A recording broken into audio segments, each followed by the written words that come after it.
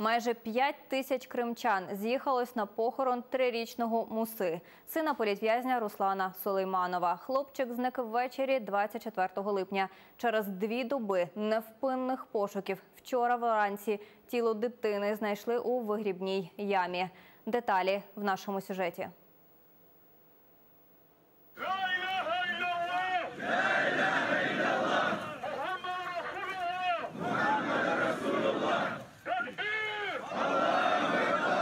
Трирічний Муса, син політв'язня Руслана Сулейманова, зник 24 липня близько 6-ї вечора.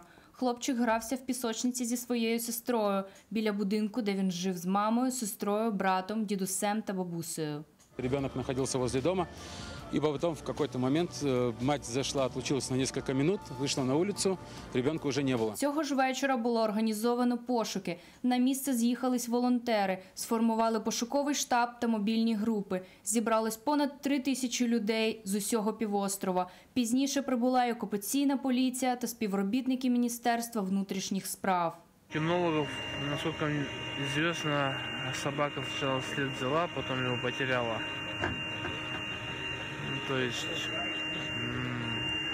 не может конкретно взять след, чтобы по нему идти. Хлопчика шукали вдень і вночі. Рятувальники перевіряли всі навколишні водойми, викошували очерет, на дні річок шукали водолази. Якщо є перчатки, дайте перчатки, ребята!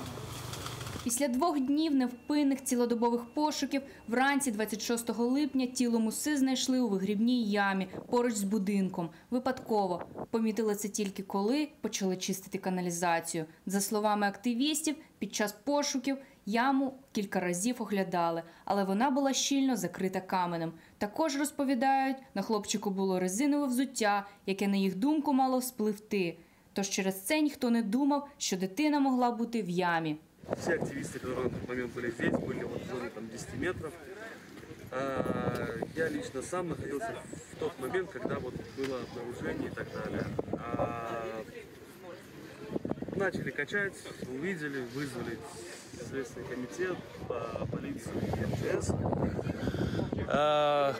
Они начали доставать там и так далее. То есть все максимально етично, максимально акуратно. Окупаційне Міністерство внутрішніх справ ознак насильницької смерті не виявило. Кажуть, хлопчик потонув.